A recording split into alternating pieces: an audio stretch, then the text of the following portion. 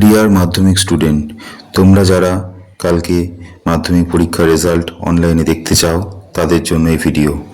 তোমরা গুগল ক্রোমে গিয়ে সার্চ করো wbsc.wb.government.in, সার্চ করো, সাইটটি খুলে যাবে।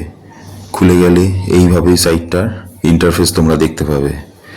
নিচে স্ক্রল করে গিয়ে যেটা মার্ক করে দেওয়া হচ্ছে লিঙ্কে ক্লিক করো এবং ক্লিক করলেই দেখতে পাবে এখন যেটা দেখাচ্ছে নোটিশটা 2 মে সকাল 9টার সময় অনলাইনে ওপেন হয়ে যাবে তোমাদের রেজাল্ট। এই নোটিশের জায়গায় ওখানে কালকে রোল নাম্বার এবং ডেট অফ বার্থ ইনপুট করলেই দিয়ে সাবমিট করতে হবে।